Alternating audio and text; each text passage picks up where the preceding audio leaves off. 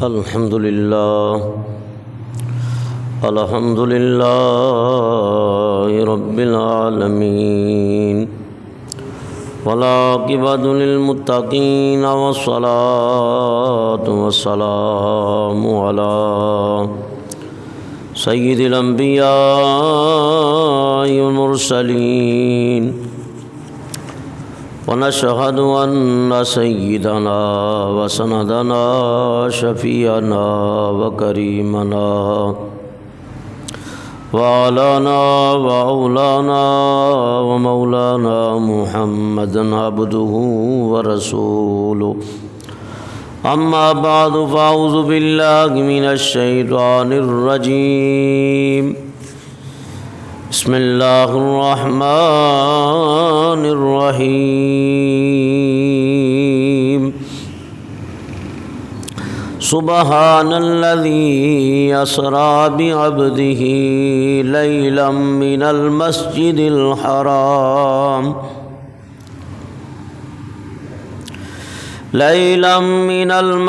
الحرام إلى المسجد الأقصى الذي باركنا حوله لنريه من آياتنا إنه هو السميع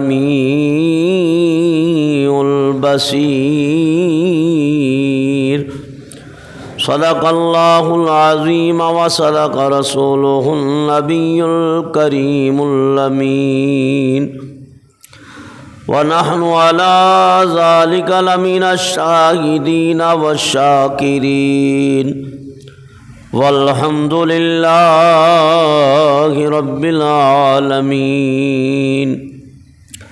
درود پاک پڑھ لیجیے۔ الصلاۃ والسلام علیک یا رسول اللہ وعلی آلک وصحابک یا حبیب اللہ۔ الصلاۃ والسلام علیک یا رحمۃ للعالمین وعلی آلک وصحابک یا شفیع المذنبین۔ ان کے جو غلام ہو گئے، ان کے جو غلام ہو گئے، ان کے جو غلام ہو گئے، ان کے جو غلام ہو گئے، وقت کے امام ہو گئے، وہ وقت کے امام ہو گئے۔ میرے مصطفیٰ کی شان دیکھ کر، نبی جی کی شان دیکھ کر، بادشاہ غلام ہو گئے، بادشاہ غلام ہو گئے۔ فرش سے وہ جا کے عرش پر، فرش سے وہ جا کے عرش پر، رب سے ہم کلام ہو گئے، رب سے ہم کلام ہو گئے۔ کھڑے سب بسب انبیاء، کھڑے سب بسب انبیاء، مصطفیٰ امام ہو گئے، میرے مصطفیٰ امام ہو گئے مصطفیٰ امام ہو گئے واسطہ دیا جو آپ کا واسطہ دیا جو آپ کا تو میرے سارے کام ہو گئے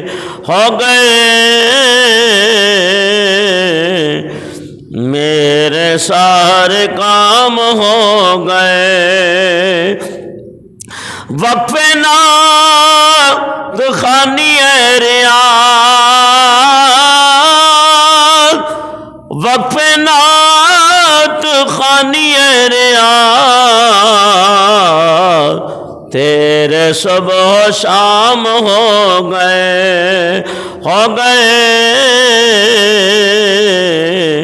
تیرے صبح و شام ہو گئے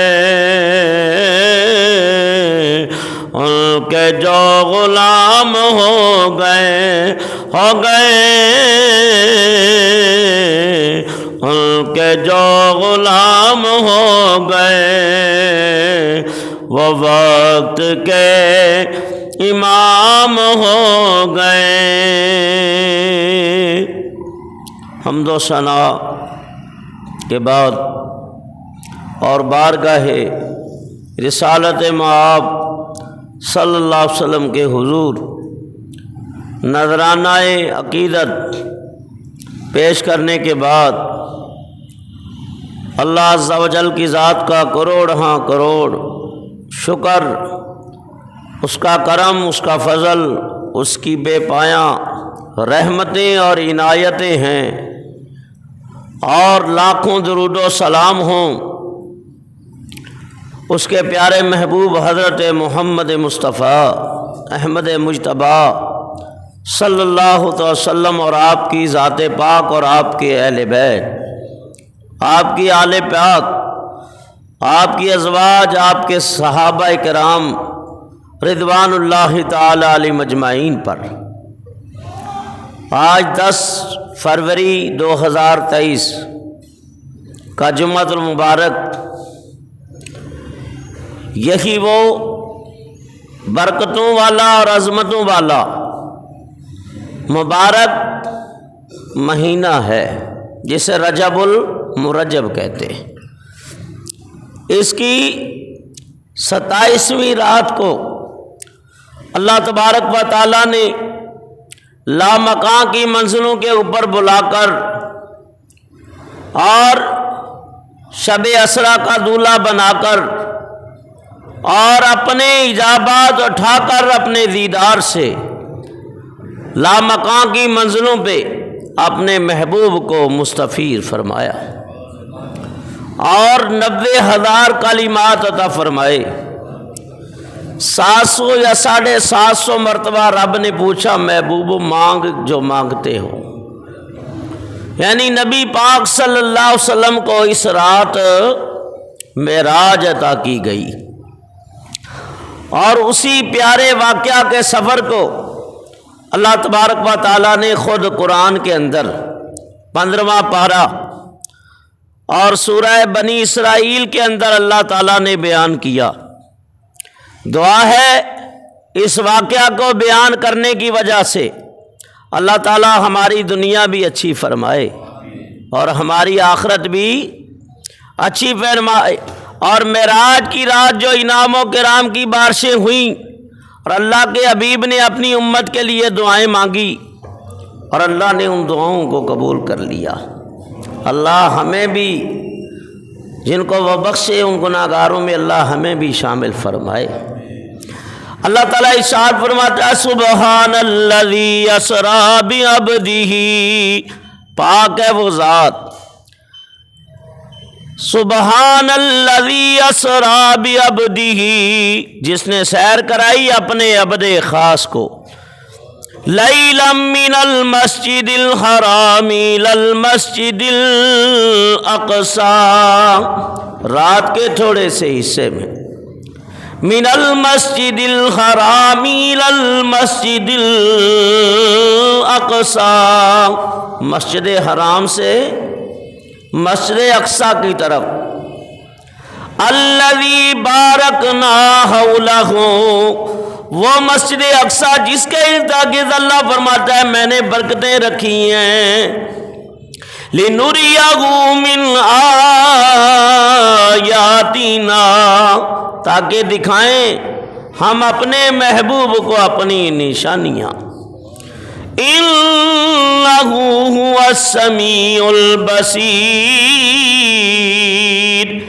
بے شک تمہارا رب سننے والا بھی ہے اور دیکھنے والا بھی ہے۔ یعنی یہ اتنا پیارا واقعہ ہے کہ اس واقعہ کو اللہ نے خود قرآن میں بیان کر دیا۔ دعویٰ نبی پاک نے نہیں کیا معراج پہ جانے کا، اگر حضور دعویٰ کرتے تو شاید عقل کے نکھٹو سوچتے پتہ نہیں وہ جا بھی سکتے ہیں کہ نہیں ہیں، وہ رات کے تھوڑے حصے میں مسجد اقصی میں کیسے جائیں گے، آسمان پہ کیسے جائیں گے، لامکان کی منزلوں پہ کیسے جائیں گے؟ تو میاں دعویٰ نبی پاک صلی اللہ علیہ وسلم نے نہیں کیا معراج پہ جانے کا، دعویٰ رب نے کیا اپنے محبوب کو لے جانے کا، تاکہ سارے اعتراضات کا قلع کما ہو جائے کہ رب کو پتہ تھا یہ کچھ انکار کریں گے، کوئی عقل کی کسوٹی پہ شان نبوت کو اور معراج کو پرکھیں گے، کوئی طرح طرح کے وسوسوں کا شکار ہوں گے، کوئی شان نبوت کو اپنی عقل کی تکڑی پہ تولیں گے، تو اللہ تعالیٰ نے ان سارے اعتراضات کا رد کر دیا لفظ سبحان کہہ کر، سبحان الذی اسری بعبدہ، پاک ہے وہ ذات، بولو پاک ہے وہ ذات، یعنی اللہ تعالیٰ کی ذات پاک ہے، لفظ سبحان یہ مصدر ہے، پاک ہے وہ ذات جس نے سیر کرائی اپنے عبد کو، تو پاک کا مطلب ہر عیب سے پاک ہے، ہر کمزوری سے پاک ہے، ہر نقص سے پاک ہے، بلکہ وہ ایسا رب ہے کہ تمام قدرتوں کا مالک وہ ہے، اس کی شان یہ ہے واللہ علی کل شیء قدیر، بے شک تمہارا رب تمام چیزوں کے اوپر قدرت رکھتا ہے اور قادر ہے، اور جتنے زمین و آسمان کے اوپر جتنی تخلیق ہے، جتنی مخلوق ہے، جتنی آسمانوں پہ بلندیاں، جتنی سمندر میں گہرائیاں ہیں، جتنی مخلوقات ہے، سب کو پیدا کرنے والا تمہارا پروردگار ہے، تو لہذا اللہ کے لیے کوئی کام مشکل نہیں ہے، تو جب رب کے لیے مشکل نہیں تو اس لیے کہتے ہیں نا اللہ کی قدرت پہ بندے کو حق نہیں پہنچتا کہ اعتراض کرے، جو بندہ اپنے رب کی حکمتوں کو نہ سمجھے اور اس کی کلہم شانوں کو نہ سمجھے، اس کے کن تک نہ پہنچ سکے، تو اس بندے کو پھر یہی حق بنتا ہے کہ وہ سر جھکا لے، اللہ تعالیٰ کی قدرت کا انکار نہ کرے بلکہ اقرار کرے اور ہر اس کے حکم کی تابع داری کرے۔ اور اسی طرح اس نے فرمایا کہ میرا محبوب بھی جو حکم دے اس کو کرو، جس سے منع کرے اس سے رک جاؤ، وَمَا آتَاكُمُ الرَّسُولُ فَخُذُوهُ وَمَا نَهَاكُمْ عَنْهُ فَانْتَهُوا، اللہ تعالیٰ ارشاد فرماتا ہے میرے رسول جو تمہیں دے دیں وہ لے لیا کرو، اور جسے منع کر دیں اس سے رک جایا کرو، یعنی کوئی چونو چرا نہ کرو، اپنی عقل کے گھوڑے نہ دوڑاؤ، میرے حبیب کے حکم کو حرز جاں بنا لو۔ تو اللہ تعالیٰ نے فرمایا سبحان الذی اسری بعبدہ، دعویٰ نبی پاک نے معراج پہ نہیں جانے کا کیا بلکہ دعویٰ رب نے لے جانے کا کیا، تو رب لے جا سکتا ہے کہ نہیں لے جا سکتا؟ لے جا سکتا ہے۔ بہت سارے اعتراضات ہوتے ہیں، لیکن لفظ سبحان نے سارے اعتراضات کا رد کر دیا۔ وہ کچھ حوالہ پیش کرتے ہیں اور اکثر ہمارے لوگ حکمتوں کو نہیں سمجھتے، علمی نقطوں کو نہیں سمجھتے اور حقیقتوں تک ان کی رسائی نہیں ہوتی، نہ بلد ہونے کے اور علم کے نہ ہونے کے۔ وہ اب سارے تو عالم نہیں میاں بن سکتے ہیں، یہ خواص یا علماء کا کام ہے ان کی حکمتیں اور نکات سمجھے۔ تو وہ روایت پیش کرتے ہیں اکثر لوگ جو اعتراضات کرتے ہیں، وہ کہتے ہیں جی نبی پاک صلی اللہ علیہ وسلم کو جب معراج ہوئی تو بخاری شریف کی حدیث ہے، حضور فرماتے ہیں، سیدہ عائشہ فرماتی ہیں کہ جب نبی کو معراج ہوئی تو حضور کا سر انور میرے زانوں پہ تھا۔ جب نبی پاک کو معراج ہوئی تو وہ کہتے ہیں جی تم کہتے ہو کہ یہ جسمانی معراج ہے، نہیں بلکہ یہ تو سیدہ عائشہ کے حجرے میں نبی پاک کو معراج ہوئی ہے۔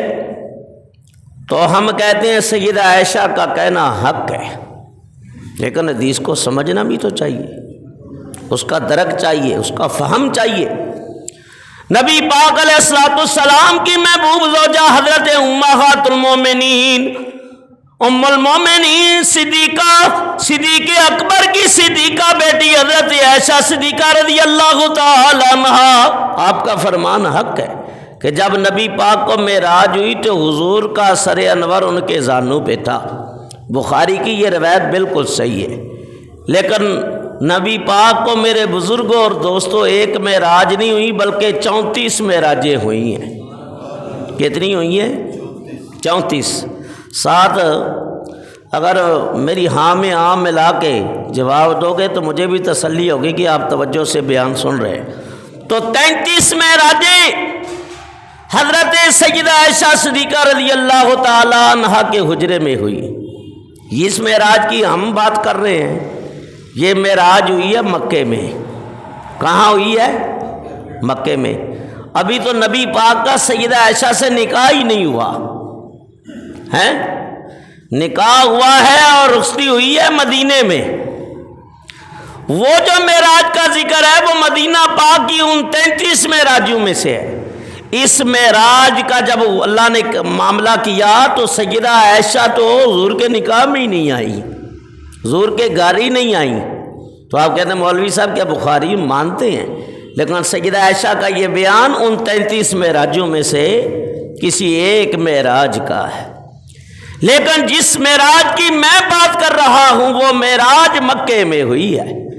نبی پاک علیہ الصلوۃ والسلام کو وہ معراج سدرہ کی بلندی کے اوپر ہوئی، اور اس معراج کے ابھی جو حوالہ دے رہا ہوں سنو توجہ کے ساتھ، اس معراج کے راوی صحابہ جنہوں نے گواہی دی ہے ان کی تعداد تقریباً 30 ہے، اور ان میں 4 صحابیات ہیں۔ 30 اور 4 کتنے ہو گئے؟ 34 صحابہ اور صحابیات اس معراج کے راوی ہیں کہ نبی پاک صلی اللہ علیہ وسلم کو معراج شریف مکے میں ہوئی۔ اور ان میں سنو، پہلے تو 4 یار ہیں، یہ گواہ ہے، عبداللہ ابن مسعود، عبداللہ ابن عباس، عبداللہ ابن عمر، ابی بن کعب، ابو ہریرہ، انس بن مالک، جابر بن عبداللہ، بریدہ اسلمی الخزیب، سمرہ بن جندب، حذیفہ بن یمان، شداد بن اوس، صہیب رومی، مالک بن صعصع، ابو امامہ باہلی، حضرت ابو ایوب انصاری، حضرت ابو حبہ، ابو ذر غفاری، ابو سعید خدری، ابو سفیان بن حرب، اسامہ بن یزید، عبد الرحمن بن عامر، ابو دردہ، اور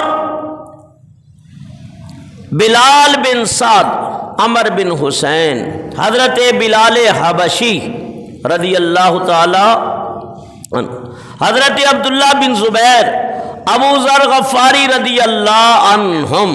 یہ 30 صحابہ بنتے ہیں۔ کتنے بنتے ہیں؟ 4 یاروں کو ملا کے کتنے بنتے ہیں؟ 30۔ اور تمہیں حضرت اسماء ہے، حضرت ام ہانی ہے، حضرت سیدہ عائشہ صدیقہ ہے، حضرت ام کلثوم ہے، یعنی بی بی عائشہ نے بھی اس معراج کا بعد میں اقرار کیا جب ان کی زندگی میں اس معراج کے راز کھلے، معراج کے راز کھلے، تو اس کی وہ روایت بھی میں آپ کو انشاءاللہ بتاؤں گا۔ تو 30 صحابہ ہوئے اور 4 صحابیہ ہوئی۔ یاد رکھو میرے بزرگوں اور دوستو، ایک صحابی کا قول بھی ہمارے لیے حجت ہے۔ اگر کوئی صحابی روایت نہ بھی کرتا صرف رب کا کہنا ہی کافی تھا، اس کے محبوب کا بیان ہی کافی تھا۔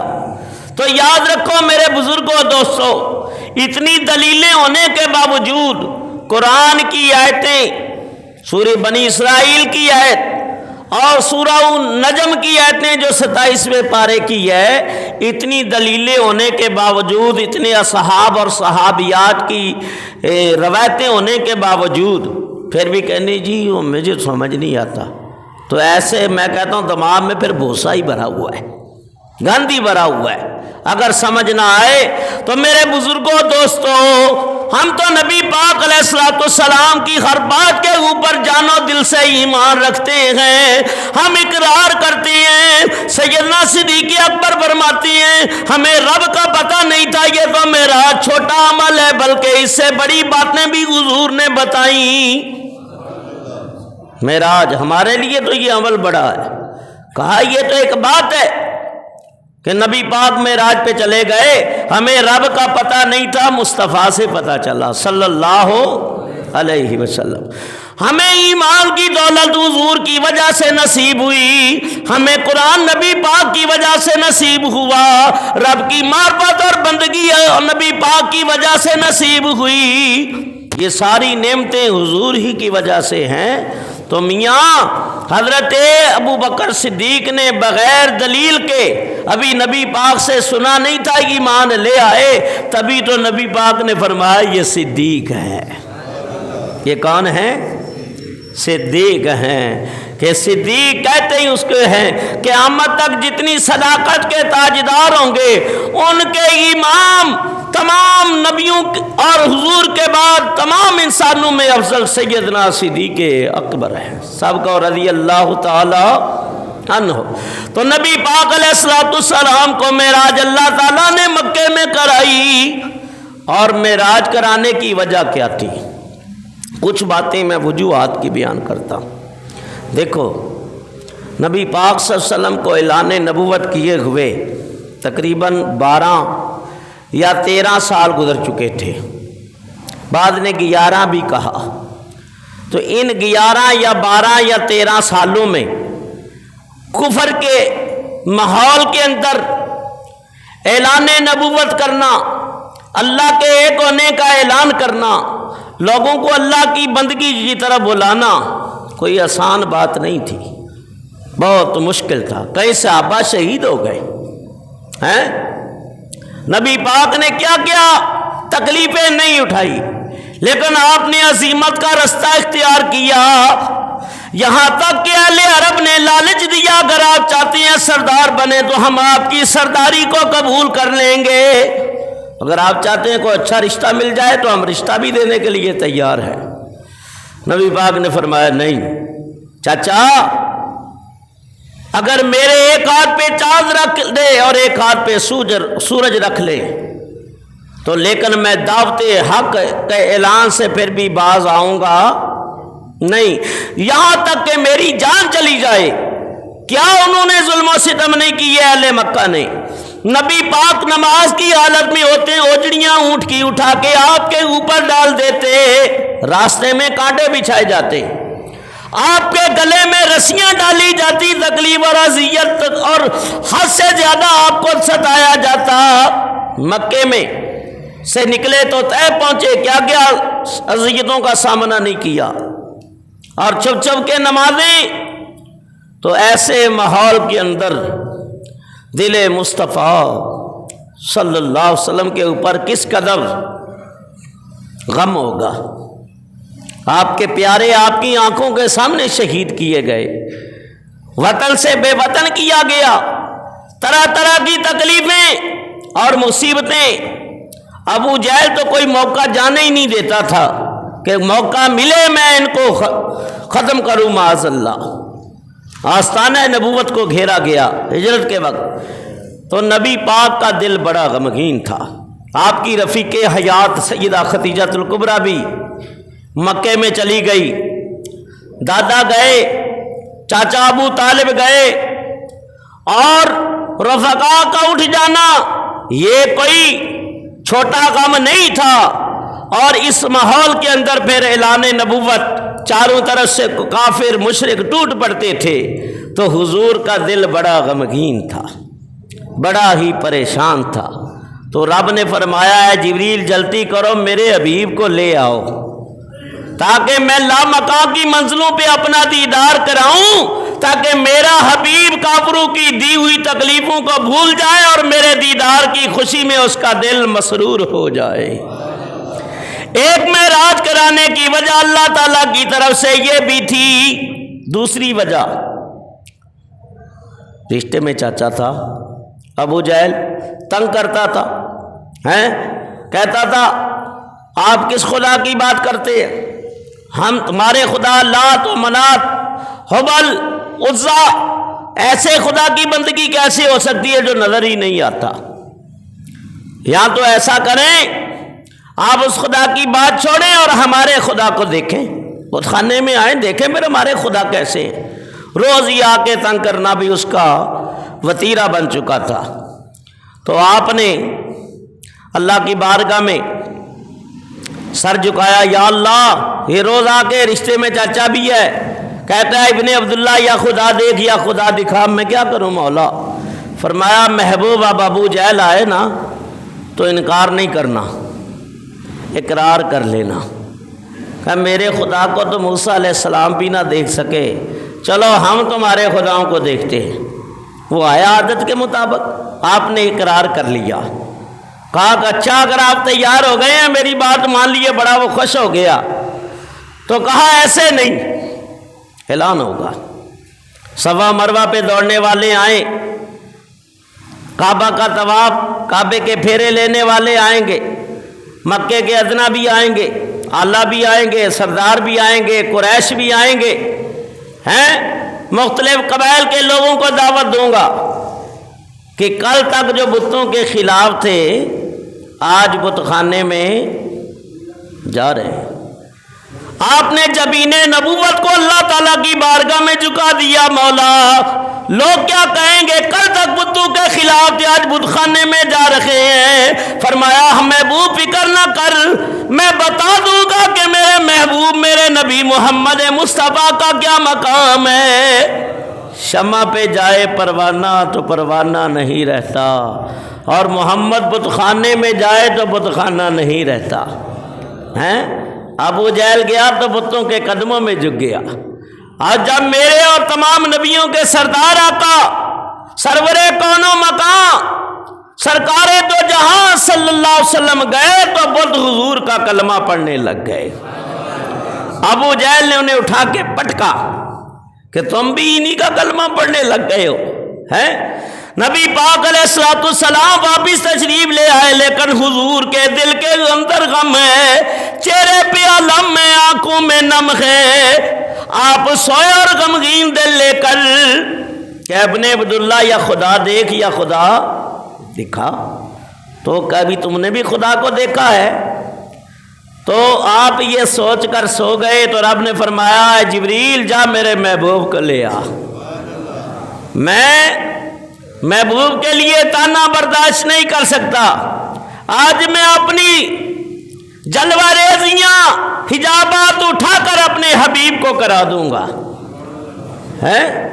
تو کوئی ایسا بھی ہونا چاہیے نا بھائی، کیونکہ جب ایک معراج کرانے کی وجہ یہ بھی ہے، ایک اور معراج کرانے کی وجہ وہ یہ تھی کہ ہر نبی نے جب اعلان نبوت کیا کہ خدا ایک ہے، خدا ایک ہے، قوم نے سوال کیا آپ کو کس نے بتایا خدا ایک ہے؟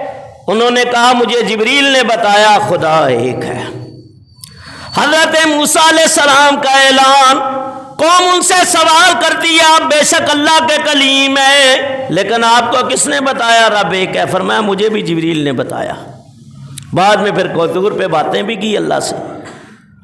اور میں نے ایک عیسائی سے پوچھا کہ خدا ہے؟ کہا ہے۔ کس نے بتایا؟ کہا مجھے میرے پوپ نے بتایا۔ جب پوپ سے پوچھا تجھے کس نے بتایا؟ کہا مجھے عیسیٰ ابن مریم نے بتایا۔ میں نے پوری فروتنی اور ہمت کر کے جب بارگاہ عیسیٰ ابن مریم میں سوال کیا کہ آپ کو کس نے بتایا ایک ہے؟ کہا مجھے بھی جبریل نے بتایا۔ پھر میں نے اپنا چہرہ مدینے والے کی طرف کر لیا اور بڑی عجز و انکساری سے تخیلات کے سمندر میں غوطہ زن ہو گیا۔ عجز و انکساری کرتے ہوئے میں نے پوچھا آپ نے اعلان نبوت کیا، آپ کو کس نے بتایا رب ایک ہے؟ فرمایا مجھے کس نے بتانا تھا؟ رأیت ربی فی احسن صورتی، میں نے اپنے رب کو خود بڑی اچھی صورت میں دیکھا ہے۔ تو رب کائنات کی قدرت اور اس کی مشیت اس بات کی متقاضی تھی کوئی ایسا بھی ہونا چاہیے نا، ہے جو مجھے دیکھ کے کہے رب ایک ہے، جو مجھے دیکھ کے کہے رب ایک ہے۔ ایک معراج کرانے کی وجہ یہ بھی تھی۔ ایک اور نقطہ بیان کر رہا ہوں، سنو اور ایمان تازہ کرو۔ سبحان اللہ۔ اللہ فرماتا ہے یا ایھا المزمل قم اللیل الا قلیلا نصفہ او انقص منہ قلیلا او زد علیہ ورتل القرآن ترتیلا۔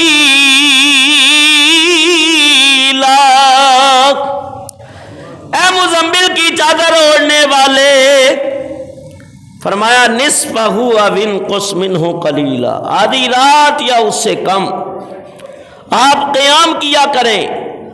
او زد علیہ ورتل القرآن ترتیلا، اور قرآن کریم کی تلاوت ٹھہر ٹھہر کر کیا کریں۔ تو نبی پاک صلی اللہ علیہ وسلم ساری رات پھر عبادت کرنے لگ گئے۔ ساری رات حضور عبادت کرتے، یہاں تک کہ نبی پاک کی پنڈلیاں متورم ہو جاتی، سوج جاتی، یہاں تک کہ تلیاں بھی سوج جاتی، اور بعد نے لکھا ہے کہ خون جاری ہو جاتا تلیوں سے۔ اس قدر اللہ کے محبوب علیہ الصلوۃ والسلام عبادت کرتے ہیں، اور عبادت کرنے کی وجہ بھی یہی تھی۔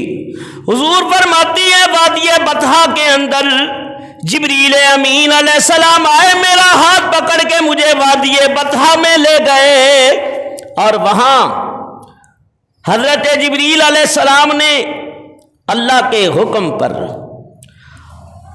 میری میرے امت کے قیامت تک جو ان نے گناہ کرنے تھے یا ہونے تھے، وہ چھوٹے بڑے صغیرہ و کبیرہ گناہ مجھے سارے دکھا دیے۔ ابھی امت نے آنا ہے قیامت تک، لیکن رب تو قادر ہے نا، وہ دکھا سکتا ہے کہ نہیں دکھا سکتا؟ اس کی مثال میں دیتا ہوں، سنو۔ ہمارے جد امجد کون ہے تمام انسانوں کے؟ وہ بھی ڈرتے ڈرتے بول رہے ہو جیسے میں نے بڑا مشکل سوال تم لوگوں سے کر دی۔ قربان جاؤں میں تمہارے اس ذوق کے اوپر۔ اس سے پتہ چلتا ہے دین سے کتنا آپ کا لگن ہے اور شغف ہے، اور کتنا علم سے محبت ہے۔ کاش میں تو کہتا ہوں سارے عالم بنو، میری تو یہ خواہش ہے، لیکن ٹائم ہی نہیں ہے۔ حضرت آدم علیہ نبینا علیہ الصلوۃ والسلام، اللہ نے اپنا ید قدرت جیسے اس کی شان ہے پھیرا، پشت کے اوپر، پشت آدم علیہ السلام کے اوپر پھیرا۔ قیامت تک جتنی روحوں نے آنا تھا اللہ نے ایک دم ساری نکال دی، ساری نکال دی۔ تو رب قادر ہے کہ نہیں ہے؟ بے شک اگر آپ انکار کریں گے تو اس کی قدرت کا انکار ہوگا، اور قدرت کا انکار ہوگا تو انسان کا ایمان ہی ختم ہو جائے گا۔ میاں واقعہ معراج کا دعویٰ بھی رب نے کیا ہے، اگر آپ نہیں مانیں گے تو رب کا حکم کا انکار ہو جائے گا۔ تو نبی پاک علیہ السلام فرماتی ہیں مجھے میری امت کے چھوٹے بڑے سارے گناہ دکھا دیے گئے، اور اللہ کی طرف سے جبریل نے یہ پیغام دیا تھا۔ حضور نے جب امت کے گناہوں کو دیکھا تو حضور بڑے غمگین ہو گئے، پریشان ہو گئے، یہ ہم ہیں جو گناہ کرتے ہیں پھر بھی شرمندہ نہیں ہوتے۔ نبی پاک امت کے گناہ دیکھ کے پریشان ہو گئے ہیں۔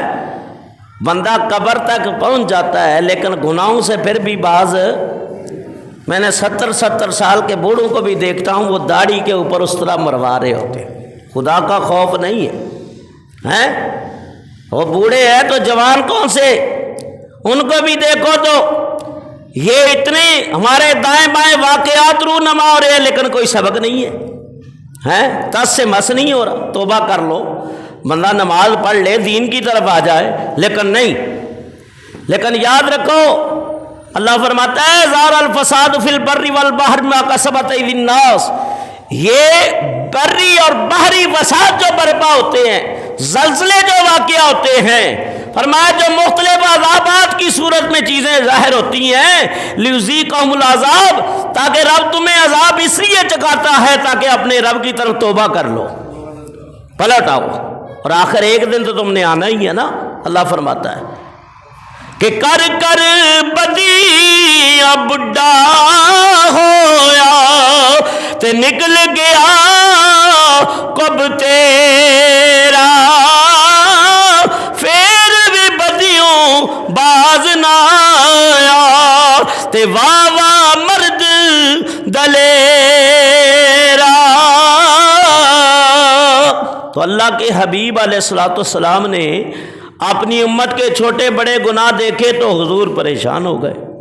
پھر نبی پاک ساری رات روتے تھے، ساری رات عبادت کرتے تھے، یہاں تک کہ اگر سجدے میں پڑے ہیں تو ساری رات سجدے ہی میں گزر گئی، اور کبھی ایسا ہوا 2 رکعت میں ساری رات گزار دی، کبھی روتے روتے گزاری، کبھی سبحان ربی الاعلیٰ کی صدائیں لگاتے ہوئے گزار دی، اور کہیں قیام کہیں سجدہ، کہیں امت کی فکر کہیں امت کا غم، روتے رہے۔ اور یہاں تک کہ اللہ تعالیٰ نے فرمایا جبریل جاؤ میرے محبوب کو لے آؤ، معراج پہ لے آؤ تاکہ میں دکھا دوں کہ تیری امت کے محبوب گناہ زیادہ ہیں یا میری رحمت کے خزانے زیادہ ہیں۔ تو ایک معراج کرانے کی وجہ یہ بھی ہے، حکمت یہ بھی ہے۔ اور ایک اور نقطہ فرمایا کہ اللہ تعالیٰ نے چاہا حضور علیہ السلام متواتر کا معنی مسلسل تجلیات پروردگار، تجلیات الہی کے مشاہدے کے باعث مقام شنید سے، کانوں سے سننا کیا ہے؟ شنید، مقام شنید سے مقام دید تک پہنچ جائیں کہ رب کی باتیں سنی ہیں، وہی بھی سنی ہیں، لیکن رب چاہتا تھا کہ اب میرا حبیب دنیا میں مجھے دیکھ لے، اور اللہ نے اپنے حبیب کو دنیا میں دکھانا تھا تاکہ پتہ چلے کلیم اور حبیب میں فرق کیا ہے۔ کلیم اللہ یہی صدا لگاتے تھے کہ نہیں؟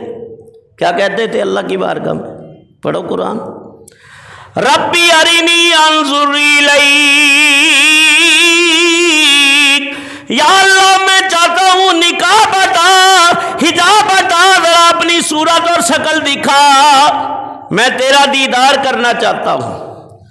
فرمایا یا موسیٰ، اے کلیم، نستقر مکانہ فسوف ترانی، اگر یہ پہاڑ اپنے مقام پہ رہا تو تم بھی میرے کو دیکھ لے گا۔ فلما تجلی، جب اللہ نے تجلی ڈالی ربہ، اس کے رب نے، وخر موسیٰ صعیقا، اللہ تعالیٰ نے تجلی ڈالی والی حضرت کلیم اللہ علیہ السلام گر کے بے ہوش ہو گئے اللہ کی تجلیات کی، اپنا ان کو ضبط نہ رہا، برداشت نہ رہی، یہاں تک کہ وہ گر کے بے ہوش ہو گئے۔ لیکن جو یار کا جلوہ دیکھ لے نا، یہ پیار ختم تھوڑی ہوتا ہے، یہ عشق تھوڑی ختم ہوتا ہے۔ فرمایا کہ یہ بڑھتا ہی چلا جاتا ہے، جس کو نصیب ہو جائے نا تو پھر وہ پیچھے ہٹتا نہیں ہے۔ پھر بھی حسرت رہی، دیکھ تو نہیں سکتا، لیکن یا اللہ پھر یہ تو بتا کوئی ہے جو تجھے دیکھے، یا اللہ میں بھی تیرے کتنا قریب ہوں، کوئی نبی اتنا قریب نہیں ہوا جتنا میں تیرے قریب ہوا، میں تیرا کلیم بن گیا، کوتور پہ باتیں کرتا ہے مجھ سے، اور تو نے کتاب دی ہے۔ فرمایا بے شک، لیکن اے کلیم اللہ ایک حبیب اللہ ہے، وہ مجھے دیکھ سکے گا۔ فوراً کلیم اللہ عرض کرنے لگے فَمَا الْفَرْقَ بَيْنَ الْكَلِيمِ وَالْحَبِيبِ، یا اللہ یہ تو بتا کلیم اور حبیب میں کیا فرق ہے۔ کتنا میں زور لگا کے چیخ کے تقریر کرتا ہوں، لیکن آپ کی یہ چھوٹی سی چٹاکی کی زبان بڑی دیر سے ہلتی ہے، سبحان اللہ ہیں۔ اور اگر دوسرا پاسا ہو تو پھر نوٹ بھی نکلتے ہیں اور پھر داد بھی ملتی ہے۔ اور میں تم سے کچھ نہیں مانگتا، صرف اتنا سبحان اللہ ہی کہا کرو، تاکہ میرے کو خوشی ہو کہ واقعہ یہ دیوانے عاشق نبی کے ہیں، تو ان کو خوشی ہو رہی ہے، تو تمہاری سبحان اللہ سے مجھے بھی ایک تراوت ملتی ہے۔ ہاں بس زیادہ زور نہیں لگانا، زور سے نہیں، زیادہ آہستہ آہستہ، یہاں تک کہ نبی پاک علیہ السلام فرماتے ہیں کلیم اللہ نے عرض کی مولا کلیم اور حبیب میں کیا فرق ہے؟ فرمایا اے کلیم، کلیم کا یہ مقام ہے جب دل میں خواہش پیدا ہو، اللہ تعالیٰ سے گفتگو کرنے کی تمنا آرزو پیدا ہو جائے، کوتور پہ آ جائے، میری مرضی ہے میں بات کروں یا وقفہ دے دوں ہے۔ اور حبیب وہ ہوگا کہ فرمایا جبریل جائیں گے، فرشتے جائیں گے، حبیب ناز سے آرام کر رہا ہوگا مزمل کی چادر اوڑھ کے ہے، اور تلیاں چوم کے کہے گا ان اللہ اشتاق الی لقائک یا رسول اللہ، رب آپ کے دیدار کا مشتاق ہے۔ تو رب کیا پہلے نہیں دیکھ رہا؟ پہلے ہی وہ دیکھ رہا ہے۔ ان اللہ سمیع بصیر کو سمجھو نا، تو رب تو جو چیز خوردبین سے بھی نظر ہمیں نہیں آتی، رب اس کو بھی دیکھ رہا ہے۔ لیکن آج رات خصوصی عنایت اور کرم کیوں ہے؟ اس وجہ سے رب چاہتا تھا میرا حبیب خوش ہو جائے، مقام شنی سے مقام دید پر پہنچے۔ کسی شاعر نے یہاں بڑی پیاری بات کی ہے، ہر ایک کا اپنا اپنا تصور و تخیل ہوتا ہے، کسی پہ پابندی عاشق پہ تو نہیں لگ سکتی۔ نہ تو دیکھے موسیٰ ہاں نہ چشم انبیاء دیکھے، نہ تو دیکھے موسیٰ اور نہ چشم انبیاء دیکھے، مجھے دیکھے تو اے موسیٰ نگاہ مصطفیٰ دیکھے۔ یعنی رب نے اپنے حبیب کو مقام شنی سے مقام دید کی منزل پر مستفید فرمایا، مشرف فرمایا۔ علم الیقین کی سرحد سے عین الیقین کی سرحد کے اوپر ترقی دی، حق الیقین کے زیور سے اپنے محبوب کو آراستہ براستہ کیا، حق الیقین کے مقام کا زیور عطا فرمایا۔ تو ایک معراج کرانے کی وجہ یہ بھی تھی کہ تاکہ پتہ چلے، اور ایک وجہ اور بھی ہے، وہ وجہ یہ تھی کہ تاکہ حضور کی فضیلت تمام کائنات پہ ظاہر ہو جائے، تمام کائنات پہ ظاہر ہو جائے۔ بیت المقدس میں امام الانبیاء کی امامت کرائی تاکہ شان انبیاء کے سامنے شان والضحیٰ بھی ظاہر ہو جائے، بیت المعمور میں فرشتوں کی امامت عطا فرمائی تاکہ فرشتوں کے اوپر بھی آپ کی فضیلت ظاہر ہو جائے۔ مقام سدرہ سے آگے لے گیا اللہ تعالیٰ اپنے حبیب کو تاکہ ظاہر ہو جائے سدرہ والے بھی وہ مقام نہیں رکھتے جو عظمت مصطفیٰ کا ہے۔ ایک وجہ یہ بھی بنتی ہے، سنو ایک اور نقطہ، محبت کے نقطے ہیں۔ دن قیامت کا ہوگا، سب کے اوپر گھبراہٹ ہوگی کہ نہیں ہوگی؟ ہوگی۔ بندے قبروں سے اٹھیں گے اور شام کے اندر وہ مقام ہے، میدان عرفات رکھا جائے گا، قیامت بھی شام میں ہی برپا ہوگی، اور میدان عدل بھی وہی رکھی جائے گی، وہاں حساب و کتاب ہوگا۔ 50,000 سال کا دن ہوگا، جس کا آدھا دن تمام نبیوں کی امتیں سوچو بچار میں گزار دیں گی۔ آدھا دن گزرنے کے بعد کہیں گے اب کیا کریں بھئی، کہاں جائیں؟ تو جس نبی کے پاس جائیں گے وہ بھی کہیں ذہبوا الی غیری، چلے جاؤ، آج ہم کچھ کر سکتے نہیں ہیں، جبکہ بہت کچھ کر سکتے ہیں اللہ کی عطا سے، لیکن انکار کیوں کریں گے؟ اس لیے کریں گے کہ جب تک حضور شفاعت کا دروازہ نہیں کھولیں گے کوئی شفاعت کر سکتا۔ 40 حدیثیں ہیں شفاعت کی، عبدالحق محدث دہلوی رحمۃ اللہ علیہ نے لکھی ہیں، مدارج النبوت کے اندر بھی ہیں، مشکات کے اندر بھی ہیں، ترمذی کے اندر بھی ہیں، جامع الحدیث کے اندر بھی ہیں، بہت ساری حدیث کی کتابیں ہیں۔ المختصر فرمایا جب نبی اپنا اللہ کے خوف سے ترترا رہے ہوں گے، صالحین بھی اور مرسلین بھی، کوئی کسی کی طرف دیکھے گا نہیں، سب کے اوپر گھبراہٹ ہوگی۔ تو اللہ نے اس لیے جہنم کے طبقات بھی معراج میں محبوب کو دکھا دیے، جنت بھی دکھا دی۔ جب سب کہیں اذهبوا الی غیری، حبیب کہے انا لا، میں تمہارے لیے ہوں، میں تمہارے لیے ہوں، میں تمہارے لیے ہوں۔ جب کوئی کسی کو سینے نہ لگائے اس وقت میرے نبی سینے سے لگاتے۔ یہاں بھی اگر کوئی کسی کو پوچھنے والا نہ ہو تو اللہ کے محبوب پوچھتے ہیں کہ نہیں؟ پوچھتے، وہاں بھی پوچھیں گے، اور قبر میں بھی کرم ہوتا ہے۔ ایک عاشق نے بڑی پیاری بات کی ہے، سنو، کہتے ہیں محبوب کی محفل کو، مل کے ساتھ نہیں پڑھنا میرے، ہاں یہ ضرورت نہیں، محبوب کی محفل کو محبوب سجاتے، یا اللہ معراج کا صدقہ نبی کے ان سب کو مدینے لے جا، کعبے کے پھیرے عطا کر دے، صفا و مروہ کی سعی نصیب کر دے، میدان عرفات کی استغفار اور توبہ نصیب فرما دے۔ محبوب کی محفل کو محبوب سجاتے، پڑھو محبوب کی محفل کو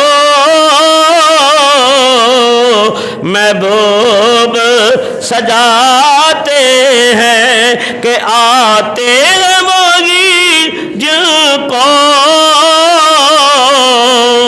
ہم میرے سرکار بلاتے ہیں۔ اور شعر سنو اور ایمان تازہ کرو، جن کا پر دنیا میں کوئی بھی نہیں والی، اس کو بھی میرے آقا بے سینے سے لگاتے ہیں، بولو اس کو بھی میرے آقا، اس کو بھی میرے آقا سینے سے لگاتے ہیں۔ تو ایک معراج کرانے کی وجہ یہ تھی کہ جب اذهبوا الی غیری، لوگ انبیاء کہہ رہے ہوں میرا محبوب، کوئی فکر نہ ہو، کوئی قیامت کے معاملے اور میدان کے معاملات کی کوئی بات ان کو خوف زدہ نہ کر سکے، میرا حبیب امت کی فکر میں لگا ہو۔ ایک معراج کرانے کی وجہ یہ بھی تھی۔ ایک اور بڑی پیاری بات ہے، وہ بتاتا ہوں، بہت ہی پیاری بات ہے، یہ سنو گے تو بہت مزہ آئے گا، ہے سبحان اللہ، ذرا اونچی کہو نا سبحان اللہ، کوئی بینڈ نہیں لگا، پابندی نہیں لگی ہے، سبحان اللہ۔ دیکھو زمین بھی اللہ کی قدرت کی شاہکار ہے کہ نہیں؟ آسمان بھی بغیر ستون کے اتنی بڑی چھت اللہ نے بنا دی ہے، اور اتنی بڑی زمین ہے، وہ مالک کائنات ہے۔ اللہ فرماتے ہیں الذی خلق سبع سماوات طباقا، وہ اللہ تعالیٰ کی ذات ہے جس نے 7 آسمان طبق در طبق پیدا کیے اور زمین کے اوپر ایک زمین پیدا کی۔ 7 آسمانوں کے اوپر اس نے جنت کو تخلیق کر کے اوپر رکھا اور جہنم کو تخلیق کر کے 7 زمینوں کے نیچے رکھا۔ 18,000 عالم کو اس نے پیدا کیا، اللہ اللہ۔ اور زمین کا اپنا مقام ہے، آسمان کا اپنا مقام ہے۔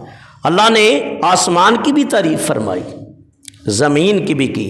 اللہ فرماتا ہے کہ تمہارا رب وہ ہے وَالسَّمَاءِ ذَاتِ الْبُرُوجِ، جس نے آسمانوں میں برج بنائے، آسمانوں میں برج بنائے۔ عِندَ سِدْرَةِ الْمُنْتَہَىٰ، اللہ نے سدرہ کو آسمانوں پہ رکھا ہے۔ ہِیَ جَنَّةُ الْمَأْوَىٰ، جنت کو بھی آسمانوں میں رکھا ہے۔ فرمایا ہم نے آسمان میں چاند بھی رکھا، سورج بھی رکھا، ستارے بھی روشن کیے۔ اللہ نے ایسے بلب لگا دیے ہیں، ایسے سیارے رکھ دیے، وہ ایک چاند ہے جو پوری دنیا کو روشن کرتا ہے، ایک سورج ہے جو چوتھے آسمان پہ رکھا جس کو 3,60,000 فرشتے روز نور کی زنجیریں ڈال کر گھسیٹتے ہیں، تبھی وہ اللہ کی بارگاہ میں سربہ سجود ہوتا ہے تو رات ہو جاتی ہے، اور صبح اجازت ملتی ہے اپنے مقام مشرق سے پلٹتا ہے تو دن ہو جاتا ہے۔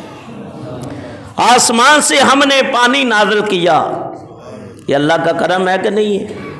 جس میں زمین کی زندگی ہے، جانوروں کی زندگی ہے، حیوانات و نباتات کی زندگی ہے۔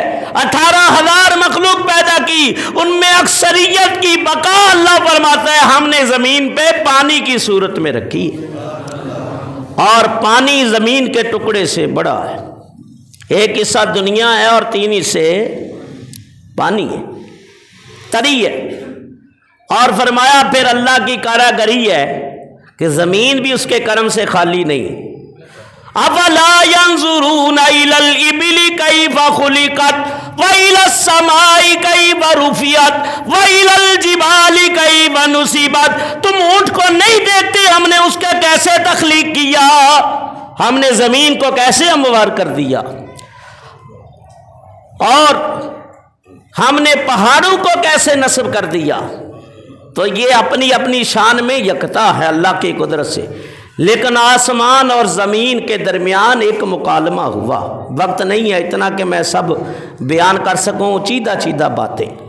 فرمایا ان الارض افتخرت علی السماء فقالت الارض انا خیر منک لان اللہ تعالی زیننی بالبلاد والبحار والانہار والاشجار والجبال وغیرہا، زمین نے آسمان پر فخر کرتے ہوئے کہا میں تجھ سے افضل ہوں، اس لیے کہ اللہ نے شہروں، دریاؤں، نہروں، درختوں، پہاڑوں اور دیگر کئی چیزوں سے اللہ نے مجھے زینت بخشی ہے اور مجھے وسعت دی ہے۔ فقالت السماء انا خیر منک لان الشمس والقمر والکواکب والافلاک والبروج والعرش والکرسی والجنت فیا، آسمان نے جواب دیا اتنا ناز نہ کر، میں تو اس سے افضل ہوں کہ سورج میرے اندر ہے، چاند ہے، ستارے ہیں، آسمان ہے، بروج ہیں، عرش و کرسی ہے، جنت ہے اور اللہ کا عرش ہے۔ وقالت الارض فی بیت یزیرہ یطوف الانبیاء والمرسلین والاولیاء وعامۃ المؤمنین، زمین نے پلٹ کے آسمان کو جواب دیا، سن میرے اوپر کعبہ ہے جس کا طواف انبیاء و مرسلین نے کیا ہے، اولیاء کرام ہیں وہ اس کی زیارت کرتے ہیں۔ اب پھر آسمان بولا وقالت السماء فی بیت المعمور یطوف بہ ملائکۃ السماء وفی الجنۃ التی ہی المأوی ارواح الانبیاء والمرسلین وارواح الاولیاء والصالحین۔ آسمان نے جواب دیا مجھ پر بیت المعمور ہے، اس کا طواف فرشتے کرتے ہیں، تو اللہ برکت دے، اور مجھ میں جنت ہے، تمام انبیاء صالحین کی مقدس روحوں کا ٹھکانہ عالم برزخ میں ہے۔ وقالت الارض ان سید المرسلین وخاتم النبیین وحبیب رب العالمین افضل الموجودات علیہ اکمل التحیات وبطن الفی واجر الشریعت علیہ۔ اب زمین نے آسمان کو جواب دیا، کہا سن تیرا مقام اپنی جگہ بڑا ہے، لیکن میرے اوپر سید المرسلین خاتم النبیین حبیب محبوب رب العالمین ہیں، ان کا وطن پاک مدینہ میرے اوپر ہے، وطن مکہ میرے اوپر ہے، اللہ اللہ، اور اس نبی کی شریعت میرے اوپر جاری ہے۔ اللہ اس بیان کی وجہ سے نظام مصطفیٰ پوری دنیا پہ جاری کر دے، حضور کی شریعت جاری کر دے۔ یا اللہ ہم بڑے گناہگار ہیں، کوئی زلزلے میں جا بحق ہو رہا ہے، کوئی زمینوں میں دسایا جا رہا، یہ دین جس جذبے سے نکلتا امت نے اس کو کمزور کر دیا۔ یا اللہ ہم اس قابل نہیں ہیں، ایک لقمے کے قابل نہیں ہے، محبوب کے ذکر کا صدقہ مولا مہربانی فرما، شام والوں پہ مہربانی فرما، ترک کے اوپر مہربانی فرما، تیرے نبی کے عاشق کہلاتے ہیں، انہیں سلطنت عثمانیہ کی بنیاد رکھی، امت کمزور ہے نمازیں نہیں پڑھتی، مولا تیرے خزانے بڑے بڑے ہیں، کوئی کمی واقع نہیں ہوگی اگر سارے نیک ہو جائیں، ان کے دلوں کو پلٹ دے، ان کو توبہ کی توفیق دے دے۔ یا اللہ اپنے محبوب کی آہوزاری کا صدقہ یا اللہ اس امت پہ کرم کر دے، یا اللہ مہربانی فرما، جو معراج کی رات تو نے اپنے حبیب سے 750 مرتبہ پوچھا محبوب مانگ کیا مانگتے ہو، ہر بار حضور نے یہی عرض کی یا اللہ میری امت، یا اللہ میری امت، یا اللہ تجھے محبوب کے سجدوں کا واسطہ اس امت کو نیک کر دے، ایک کر دے، یا اللہ ان کو 5 ٹائم کا نمازی کر، میں بھی بڑا گناہگار ہوں، اس قابل نہیں، یا اللہ ہمیں اپنے گھر بسانے کی توفیق دے۔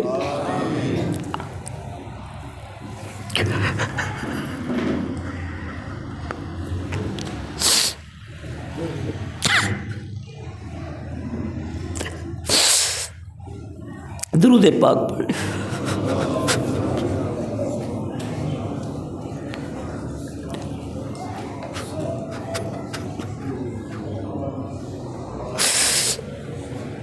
مولا ہماری خطاؤں کو معاف کر دے، حسن و حسین کے سجدوں کا صدقہ، علی اکبر کی شہادت کا واسطہ، علی اصغر کی قربانی کا واسطہ، یا اللہ ہم بڑے گناہگار ہیں لیکن تیری طاقتیں بڑی ہیں، ہمیں نفس اور شیطان کے فتنوں سے بچا لے، ہمیں ہماری حالت پہ مولا نہ چھوڑنا، کہیں منہ دکھانے کے قابل نہ رہیں گے، تو کرم فرما، تو نے اپنے حبیب سے وعدہ کیا ہے محبوب میں تیری امت کو ایک دم سب کو تباہ نہیں کروں گا، کار سالی سے ہلاک نہیں کروں گا، یا اللہ محبوب کی معراج کا صدقہ مہربانی فرما۔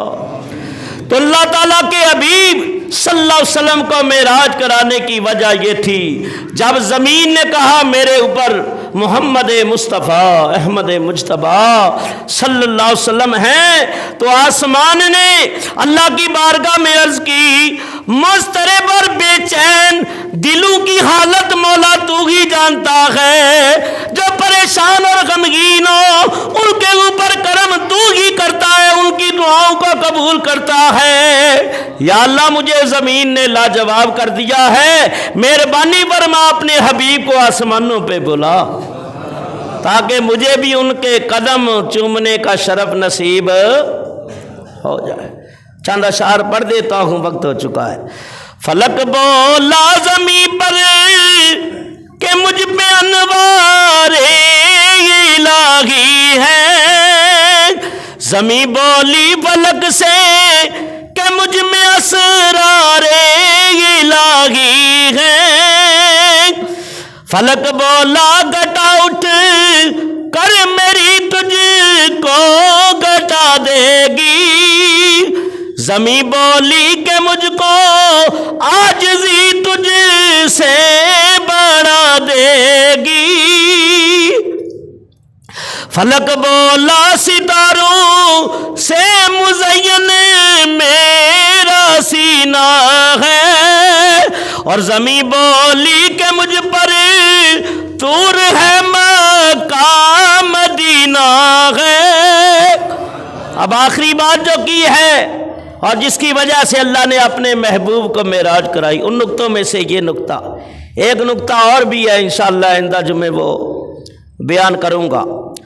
فلک بولا زمین پر مجھ پہ ایک نور کا حالا ہے، زمین بولی کہ مجھ پر ایک کالی کملی والا ہے، تو ایک معراج کرانے کی وجہ محبوب کو یہ بھی تھی تاکہ آسمان کو بھی شرف مل جائے، بیت المعمور کو بھی مرتبہ اور مقام مل جائے۔ تو انشاءاللہ العزیز بڑے نکتے ہیں معراج کے، تو آئندہ جمعہ بھی بیان ہوگا۔ ایک تو کل ہفتہ، آئندہ ہفتہ یعنی شب معراج آ رہی ہے، ایسا ہی ہے۔ تو انشاءاللہ عشاء کے بعد نعت خوانی بھی ہوگی، لنگر کا بھی اہتمام ہوگا، اور پھر انشاءاللہ حضور کی معراج اگلے جمعے بھی بیان ہوگی، اور پھر جو واقعات رہ جائیں گے رات کو بیان ہو، اس میں سے کچھ بچ جائیں گے تو پھر انشاءاللہ زندگی رہی تو آئندہ جمعہ بیان ہوگا۔ دعا ہے اللہ کی بارگاہ میں جو ذکر کیا اللہ تعالیٰ قبول و منظور فرمائے، اور حضور کی ہم سب کو اللہ کامل اتباع کی توفیق عطا فرمائے۔ توبہ کیا کرو، استغفار کیا کرو، نمازیں پڑھا کرو، حالات آپ کے سامنے ہیں، تو یہ ہماری بدعمالیوں کا نتیجہ ہے۔ اگر ہم نیک ہو جائیں، توبہ استغفار کریں، نمازیں پڑھیں، تو انشاءاللہ اللہ کرم کرنے والا ہے، وہ پھر بھی مہربان ہے کہ بندے تو ایک بار رو کے تو دیکھ میری بارگاہ میں، جھک کے تو دیکھ، پھر میں تیرے گناہوں کو معاف نہ کر دوں تو پھر کہنا۔